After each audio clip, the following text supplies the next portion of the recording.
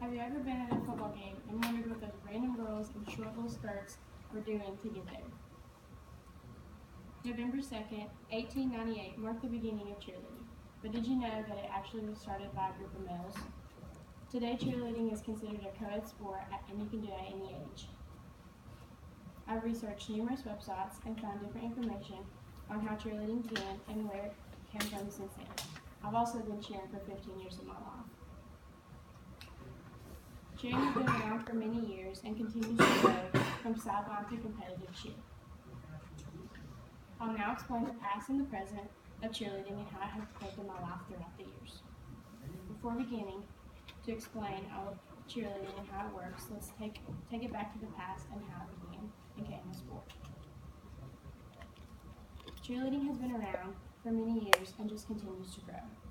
An article named History of Cheerleading on cheerleading.isport.com states that the official cheer was performed in 1884, but it wasn't until 1898 that Johnny Campbell was named the world's first cheerleader. According to the article, Mark Peebles brought cheerleading to the University of Minnesota with a specific set of cheers. Varsity.com states that in 1903, the University of Minnesota created a Yale squad, which included 6 males. It also states that in 1923 was the beginning of when women could do cheerleading too. Now we've talked about the past, we can now discuss the present and how it's changed. Cheerleading has changed so much over the years with different requirements and techniques. In the article, How Cheerleading Has Changed, the author states that the first involvement in all-star cheerleading was in 2002. The article says that teams were not labeled numerically by levels 1 through 6, but rather by their skill level. The popularity grew, and so did the requirements to make the specific level. My mother, Chandra Edney, states that when she was a cheerleader, the uniforms were all the way to her knees, and she actually had long sleeves to wear.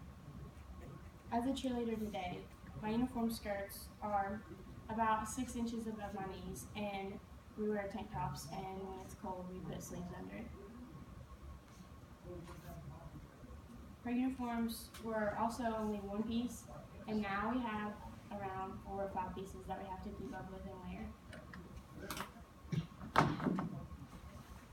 Tina also talked about her stunts and how whenever she was put in the air that she could only be held above, just at their stomachs, and I'm thrown around 10 to 15 feet in the air and do flips and all kinds of stuff coming in and out of each stunt.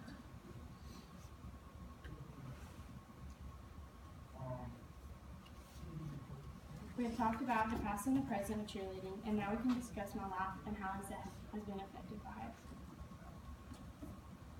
Cheering for almost 15 years has had a huge impact on my physical and mental aspects of life. When I was 3 years old, I began cheering at the same Irwin Junior Athletic Association in my hometown. I cheered through grade school, middle school, and high school, and now I'm cheering here at a college level and competing in competitions such as nationals in Daytona, Florida. In just 15 years, cheerleading has changed so much. I personally used to only be lifted up at the stomach area, but like I said before, now I'm being thrown 10 to 15 feet in the air. As I've gotten older, what I could do in the air and what I was able to do going into the air and coming out of the air has gotten a lot more difficult and has changed a lot, and I honestly didn't know I would ever be able to do some of the things I can do today.